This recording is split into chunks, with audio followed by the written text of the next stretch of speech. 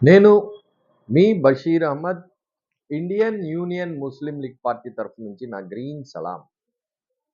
చంద్రబాబు నాయుడు గారు ఎన్నికలలో ఇచ్చిన హామీ ప్రకారంగా ఆరోగ్యశ్రీ పథకానికి 25 లక్షలుగా పెంచబోతున్నారన్నది ఈ సామాన్య ప్రజలందరికీ ఒక ఉపయోగపడే ఒక మంచి వార్త.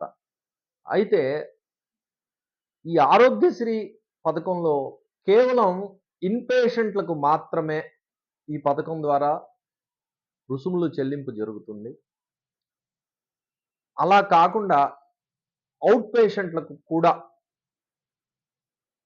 పేషెంట్లు ఈ రక్త పరీక్షలు, ఎక్స్‌రేలు, స్కానింగ్‌లు చేసుకుంటే దానికి కూడా ఆరోగ్యశ్రీ కింద ఇవ్వాలని, అలానే కేవలం ఇంగ్లీష్ వైద్య విధానాన్నే ప్రోత్సహించడమే కాకుండా ప్రత్యామ్నాయ వైద్య విధానాలైనటువంటి మన భారతీయ వైద్యం, ఆయుర్వేదాన్ని కూడా ప్రోత్సహిస్తూ, హోమియోని కూడా ప్రోత్సహిస్తూ వాటిని కూడా ఆరోగ్యశ్రీ క్రిందకి తీసుకురావాలని ఇండియన్ యూనియన్ ముస్లిం లీగ్ పార్టీగా మేము డిమాండ్ చేస్తున్నాం.